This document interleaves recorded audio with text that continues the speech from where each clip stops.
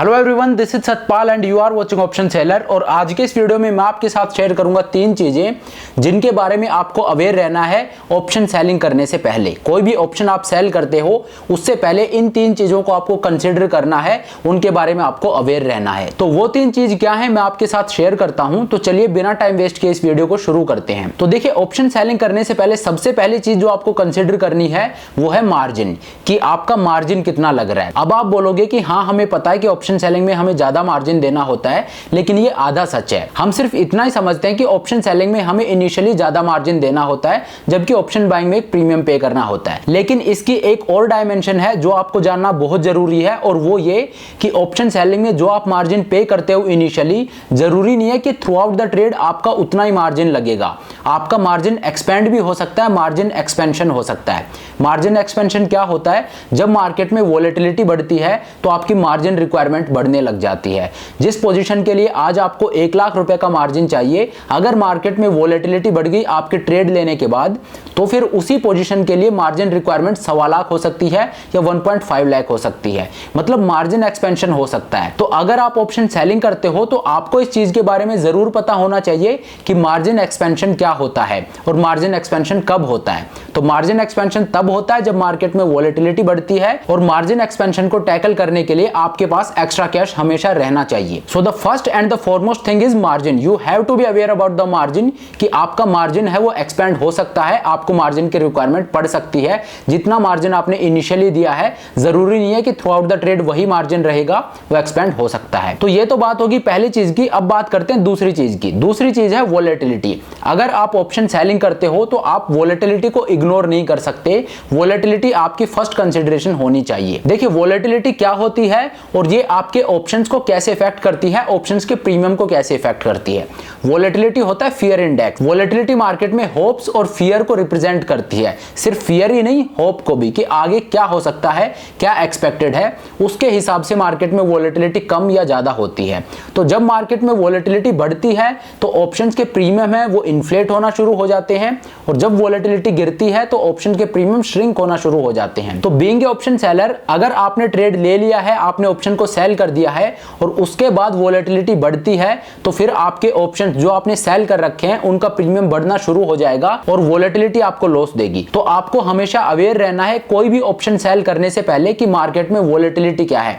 Volatility आपको जरूर consider करनी है। बीइंग ए ऑप्शन सेलर, आप वोलेटिलिटी को इग्नोर नहीं कर सकते। अगर आप ऑप्शन सेल कर रहे हो तो मेक श्योर आप हाई वोलेटिलिटी एनवायरनमेंट में ऑप्शन सेल करो, क्योंकि आपके ट्रेड लेने के बाद अगर वोलेटिलिटी बढ़ती है तो ये आपके ट्रेड के अगेंस्ट है। तो दूसरा पॉइंट है वोलेटिलिटी। पहला पॉइंट था मार्जिन, दूसरा पॉइंट है वोलेटिलिटी, और अब बात करते हैं तीसरे पॉइंट की। और तीसरा पॉइंट है रिस्क। ऑप्शन सेलिंग में रिस्क क्या है उसका आपको पता होना चाहिए। अब आपका जवाब होगा कि हाँ, हमें पता है ऑप्शन सेलिंग में अनलिमिटेड रिस्क होता है, और मेजॉरिटी लोग जो है उनका जवाब यही होगा कि ऑप्शन सेलिंग है उसमें अनलिमिटेड रिस्क होता है। लेकिन देखिए, वो रिस्क क्या है उसको भी आपको आइडेंटिफाई करना है। जो हमारा फर्स्ट पॉइंट था कि मार्जिन रिक्वायरमेंट बढ़ेगी, वो भी एक रिस्क है। मैं सिर्फ यहाँ पे प्रॉफिट और लॉस की बात ही नहीं कर रहा हूँ। ऑप्शन सेलिंग में और एक्स्ट्रा पर्क्स होते हैं जैसे मार्जिन एक्सपेंशन। तो इस तरह के रिस्क होते हैं, इनको भी आपको कंसिडर करना है। अगर आपके ट्रेड लेने के बाद मार्जिन एक्सपेंशन होता है और आपके पास एक्स्ट्रा कैश नहीं है, तो आपको अपनी पोजीशन को काटना पड़ेगा, लॉस में काटना पड़ेगा।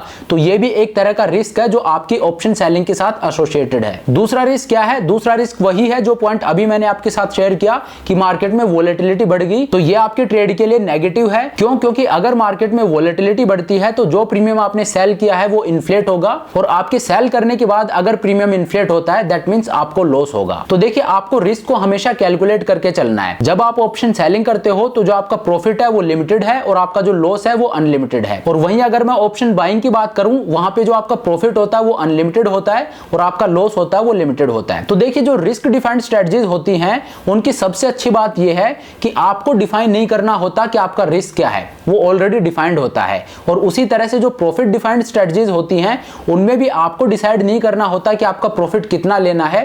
प्रॉफिट आपका मैक्सिमम ऑलरेडी डिसाइडेड होता है। तो जब आप ऑप्शन बाइंग करते हो तो वहां पे आपका प्रॉफिट है वो अनलिमिटेड है और आपका रिस्क है वो लिमिटेड है। तो वहां पे आपको रिस्क को डिफाइन नहीं करना होता क्योंकि वो ऑलरेडी डिफाइंड है, लेकिन वहां पे आपको डिफाइन करना होता है कि मुझे प्रॉफिट कहां पे लेना है। और उसी तरह से जो ऑप्शन सेलिंग है वहां पे आपका प्रॉफिट तो डिफाइंड है, आपको ऑलरेडी पता होता है कि मेरा मैक्सिमम प्रॉफिट कितना हो सकता है, लेकिन आपका जो रिस्क होता है वो अनडिफाइंड होता है। तो जहां भी आपका रिस्क अनडिफाइंड हो वहां पे आपको डिफाइन करना होगा कि आपका रिस्क क्या है, क्योंकि रिस्क अनडिफाइंड है। ऑप्शन सेलिंग में आपको कितना भी लॉस हो सकता है, लेकिन इसका मतलब ये नहीं है कि आप कितना भी लॉस लोगे। आपको ट्रेड शुरू करने के साथ ही अपने रिस्क को डिफाइन करना है। आपको अनडिफाइंड रिस्क के साथ ट्रेड करना ही नहीं है। हालांकि ऑप्शन सेलिंग का स्ट्रक्चर है वो ऐसा है कि वहां पे अनडिफाइंड रिस्क होता है, लेकिन आपको उसको डिफाइंड बनाना है। आपको शुरू में बताना है कि आप इसमें कितना रिस्क कर रहे हो, आप इसमें मैक्सिमम लॉस कितना ले सकते हो, ये आपको शुरू में डिफाइन कर देना है। और ये उतना ही जरूरी प्रॉफिट टेकिंग के लिए भी है। हम प्रॉफिट टेकिंग में इस चीज को ओवरलुक कर देते हैं। जैसे ऑप्शन बाइंग होता है वहां पे अनडिफाइंड प्रॉफिट होता है, तो हम इस चीज को जरूरी नहीं समझते हैं कि शुरू में अपने प्रॉफिट को डिफाइन करें कि मुझे कितना प्रॉफिट लेना है। और इसका साइड इफेक्ट ये होता है कि आपको प्रॉफिट स्क्रीन पे होता है और वो स्क्रीन पे ही होकर और गायब हो जाता है।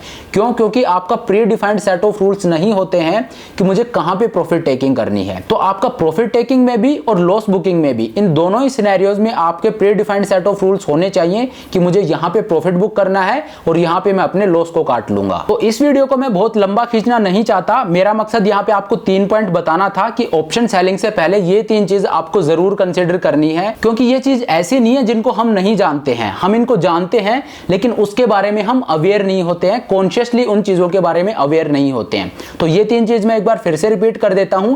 पहली चीज है मार्जिन। आपको हमेशा याद रखना है कि ऑप्शन सेलिंग में जो मार्जिन आपने पे किया है, जरूरी नहीं है कि थ्रू आउट द ट्रेड उतनी रिक्वायरमेंट रहेगी। मार्जिन एक्सपेंड कभी भी हो सकता है मार्केट में वोलेटिलिटी के हिसाब से। तो पहला पॉइंट है मार्जिन। दूसरा पॉइंट है वोलेटिलिटी। ऑप्शन ट्रेडिंग में वोलेटिलिटी की इंपॉर्टेंस बहुत ज्यादा है। बीइंग ए ऑप्शन ट्रेडर आप वोलेटिलिटी को इग्नोर नहीं कर सकते। तो आपकी दूसरी कंसीडरेशन क्या होगी? वोलेटिलिटी। और तीसरा पॉइंट क्या है? रिस्क। ऑप्शन सेलिंग में अनडिफाइंड रिस्क होता है, लेकिन आपको उसको शुरू में डिफाइन कर देना है कि मेरे लिए इस ट्रेड में इससे ज्यादा लॉस नहीं होगा और अगर इतना लॉस होता है तो मैं इसको काट दूंगा। तो आपको इन 3 चीजों का ध्यान रखना है। हालांकि आप इन 3 चीजों को जानते होंगे, लेकिन आपको इनके बारे में अवेयर रहना है किसी भी ट्रेड को इनिशिएट करने से पहले। तो चलिए अब इस वीडियो को यहीं खत्म करते हैं। आई होप आपको ये वीडियो पसंद आया होगा। अगर आपको वीडियो अच्छा लगा तो मेक श्योर आप वीडियो को लाइक करें, चैनल को सब्सक्राइब करें। This is Satpal signing off.